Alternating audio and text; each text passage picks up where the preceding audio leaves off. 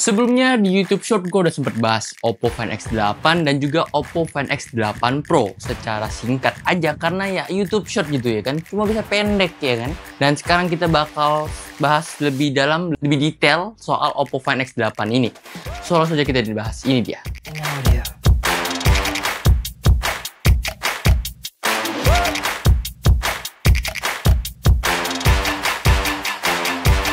Kita mulai dari harganya. Oppo Find X8 ini hadir dengan dua varian ya kan. Ada versi Pro dan versi tanpa Pro. Nah, versi tanpa Pro-nya ini harganya ini cuma di 13,9 jutaan. Dengan harga segitu lu udah dapat chipset yang paling baru, kamera canggih, desain flagship yang udah keren banget, dan juga tentunya kalian dapat charger dan casing ya kan. Udah lengkap lah. Nggak kayak merek sebelah yang pelit gitu ya soal begituan ya. Dari segi desain dia nggak ada perbedaan signifikan antara versi Pro dan juga versi non Pro-nya. Cuma beda di jenis layar dan tambahan satu kamera ultra telefotonya. Dan ini menjadikan opsi hemat lah ya, tanpa ngorbanin fitur yang banyak terbuang gitu dari versi Pro-nya. Nah, untuk back covernya ini dia pakai Corning Gorilla Glass 7i dan sekelilingnya dia pakai material aluminium yang kerasa feel-nya tuh premium banget. Nah, varian warna yang ditawarkan di versi non Pro juga jauh lebih bervariatif, jauh lebih banyak. Ada versi pinknya dan silvernya dan banyak lah. Sedangkan yang Pro-nya ini cuma dua, nggak salah gua, untuk varian warnanya nih. Meskipun konsepnya kotak gitu kayak iPhone ya, dia masih nyaman banget buat digenggam, nggak tajam gitu, masih melengkung gitu, masih enak lah. Nah, untuk layarnya ini rasio bezelnya ini cukup simetris juga nih. Enak dilihat lah. Ukurannya itu ada di 6,99 inch Full HD Plus AMOLED yang punya refresh rate di 120 Hz dan touch sampling di 240 Hz. Jadi warnanya udah tajam, pergerakannya mulus dan tentunya responsif. Gue coba tes di Kuala Lumpur dan Singapura yang terik banget di saat itu. Layar ini tetap bisa terlihat jelas dengan peak brightness-nya ada di 4500 nits. Ya, untung gue tes di negara itu ya. Karena kalau gue tes lagi di Indonesia, kayaknya hal yang sama bakal terjadi. Gue bakal pakai alasan hujan lah mas, sekarang kan banjir ya. Nah, sekarang kita masuk ke bagian kameranya. Ini salah satu keunggulan dari Oppo Find X8. Nah, dia punya 3 lensa utama nih. Ada ultra wide angle 50 megapiksel, wide angle 50 megapiksel, dan juga telefoto 50 megapiksel. Dengan kamera depannya di 32 megapiksel. Hasil foto kamera belakangnya kalian bisa lihat seperti ini. Untuk warnanya sih cukup natural sih ya, dan sama dengan hasil aslinya. Gue juga tes dengan berbagai lensa nih. Ada dari wide 1 kali hingga 30 kali, dan hasilnya ini jelas dan nggak blur. Berikut juga kita pakai beberapa filter dari Oppo. Hasilnya sih nggak kalah bagus ya, estetik gitu. Terus kita juga ngetes dengan telenya dengan cuaca mendung tanpa matahari. Surprisingly dengan kali 60 jaraknya sih gue rasa ini berapa kilometer ya. Ini patung Merlin bisa terlihat jelas walaupun jauh banget ini. Terus juga kita tes dengan foto rak makanan yang penuh warna. Ini kita lihat perpaduan warnanya ini juga cukup mantap. Lalu di sisi foto malamnya ini cukup jelas dan tajam lah. Untuk white-nya ini mungkin di momen kayak gini lebih kontras ya. Tapi pada saat yang banyak cahayanya ini sama hasilnya sih. Menarik kita tes dengan kali 30 malam harinya, ini juga cukup cakep ya. Semua terlihat jelas. Ini KKV juga kelihatan jelas. Kalau di Malaysia masih KKV. Kalau di kita udah awesome ya. Untuk foto makro juga tetap mantep. Hasilnya ini jelas, dan kita juga kasih kembali hasil foto tele dengan ya cahaya dari ruangan. Jadi ini kita foto dari ruangan ke luar. Gimana hasilnya menurut kalian? Nah, ini hasil dari 4K 60 fps dari Oppo Find X8, dan bagaimana kalian bisa lihat hasilnya, semulus apa ya kan. Nah, ini kalau zoom juga masih jelas cos. Ini hasil 1080 60 fps dari Oppo Find X8. Kalian bisa lihat hasilnya, apakah menarik, mantap ya kan. Ini masih ultra wide. Nah, ini kita kali 1, ini kali 2, kali 3, dan kali 6. Masih tetap jelas dan mantap hasilnya ya. Ini kamera depan dari Oppo Find X8 dengan kualitas 4K kualitas 4K dan 60 fps. Dan bagaimana kalian hasilnya? Dan menurut gue sih ini cukup hasilnya ya tajam, layaknya flagship ya. Dan kita coba bawa jalan si kamera dari Oppo Find X8, apakah dia akan goyang. Kita sambil jalan nih ya. Ini 60 fps nih, dan gue nggak ada nyalain stabilizernya. Nih gimana nih guys? Kita kalau nyalain stabilizernya jadi 1080 30 fps nggak aja. Dapat 4K 60 fps itu nggak bisa jalan, dan 1060 60 fps juga nggak jalan nih. Tapi ini ultra stabil. Kalian bisa bandingkan bagaimana hasil yang tadi sambil jalan gitu ya. Nah, kalau di kamera belakang juga sama, dia kalau kalian nyalain ultra stabil atau stabilizer, dia nggak bisa jalan di 4K 60 fps ataupun 1080 60 fps ya. Harus 30 fps di 1080p, nggak bisa 4K. Tapi ini nggak 4K juga hasilnya cukup bagus sih ya. Tuh, jelas ya. Yoi.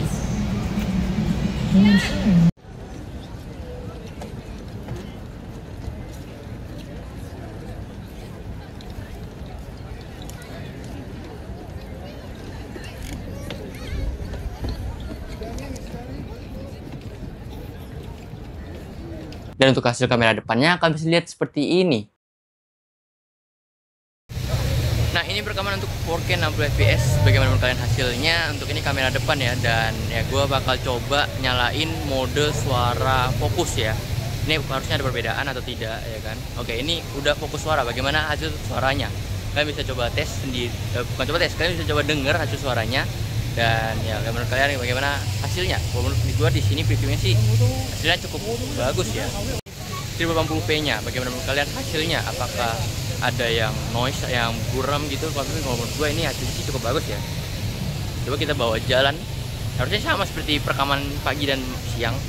Dia harusnya nggak terlalu getar juga kalau 60 fps-nya ini. Ya, kamera hasilnya. Nah, begini hasil kamera perekaman 4K 60 fps. Bagaimana menurut kalian hasil videonya? Dan ya gue coba akan sambil jalan untuk melihat seberapa getar si HP ini, dan gue juga bakal nyalakan fokus suara. Jadi kalian bisa bandingkan untuk hasil fokus suaranya, dan ini juga ada suara air sebenarnya. Jadi ya kalau fokus suara artinya dia bakal fokus ke suara gue dong. Dan sembari kita mendengar hasil suaranya, gue pengen jelasin sedikit soal performa baterai dari. Nah, untuk performa baterainya ini ada di 5650 mAh, dan untuk performance-nya kira-kira, waduh ini kayaknya agak bentrok sama cahaya ya. Kita akan cari yang tidak terlalu bentrok. Ini kayaknya agak bentrok deh sama cahaya nih. Jadi ya kalian bisa lihat jadi hasilnya natural buat nggak ngedit gitu. Nah, untuk kita lanjut soal baterainya di sini itu dia ada di 5650 mAh, dan untuk pemakaian gua ini di kira-kira 2 harian dengan total aktif di 22 jam tanpa ada gaming sedikit pun. Jadi itu biasanya cuma sosial media sama kamera. Dan nanti juga gue bakal ngetes ada free gamingnya juga, jadi gue bakal share juga untuk berapa lama tahan baterainya kalau gue selipkan berapa gaming test juga. Kalau backlight dia bakal lebih bagus sih. Kalau backlight dia jelek, tapi kalau ditembak cahaya ini bakal cakep banget sih untuk kamera depan dari Oppo Find X8 ini. Dan ini 4K 60 fps. Soalnya AI ini cukup lengkap. Hasil foto dijamin keren lah dengan AI yang ada di Oppo ini. AI Remover contohnya. Kalian bisa hapus orang-orang yang ada di situ secara otomatis, dia ngedetect, ataupun kalian pakai lasso tool untuk ngelingkarin, itu bisa aja. Dan di replace-nya juga cukup bagus hasilnya. Ataupun live auto, biar kalian tuh gak ketinggalan momentum gitu lah ketika foto. Terus hapus pantulan juga ada ya kan. Dan enhance foto yang buram juga bisa di sini. Jadi pokoknya lengkap banget lah AI-nya. Nggak cuma dari segi foto, juga AI yang lainnya juga ada. Yang mau itu bawaan Google ataupun yang AI dari Oppo juga ada nih. Oppo AI yang buat ngerangkum teks dan juga banyak hal. Selain daya tahan baterai yang cukup awet nih, smartphone ini juga tahan di segala kondisi nih menurut gua, karena dia udah support IP68 dan juga IP69 yang bisa kalian bawa berenang hingga 2 meter. Dan untuk chargingnya dia cuma butuh 50 menit dengan 80 watt wireless charging yang sudah ada di dalam paket penjualan. Ataupun wireless charging juga bisa di 50 watt. Tapi gue nggak bisa estimasiin berapa lama waktu yang habis dipakai untuk bisa full untuk 50 watt dari wireless charging, karena kita tesnya cuma pada saat nangkring di mall di Kuala Lumpur gitu ya. Soal dapur pacu, versi Pro dan non Pro ini sama, cukup menarik kan, dia pakai Dimensity 9400 yang kenceng lah ini, udah kenceng pokoknya. Hasil Antutunya kita tes ini ditembus 2,1 juta. Tapi gue lihat di Google sih bisa ada yang nyembus lebih dari segini sih. Nah, untuk gaming test tentu dengan udah performance sekencang ini, ya game-game kompetitif gitu gue nggak usah tes lagi lah. Udah mentok rata kanan mau 60 fps juga bisa lah pokoknya. Lebih lah juga bisa gitu ya.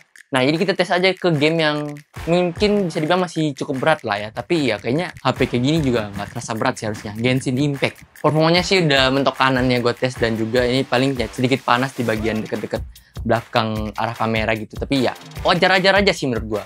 Atau juga penggunaan software ini kayaknya bakal jarang banget sih buat gaming menurut gue. Ini lebih banyak ke konser kayaknya deh, kalau menurut gua ya. Nah, soal sensor juga kalian nggak perlu khawatir kalau mau ngegame mungkin game Genshin ataupun game PUBG Mobile, dia tuh udah ada gyronya ya, dan gyronya juga gyro fisik, jadi pastinya dia udah akurat.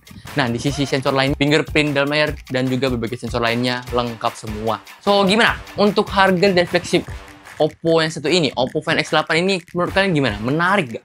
Kalau menurut gua nih ya, jujur nih, bakal bisa gantiin banget series S series dari Samsung yang banyak lah ditaruh di tempat jasa-jasa sewa HP ya.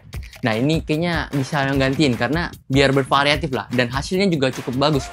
Lu bisa lihat yang paling mantep tuh di hasil AirPort gua tuh. Itu dia ngezoom yang dari mata aja nggak kelihatan, tapi pas di zoom hasilnya jelas cuy.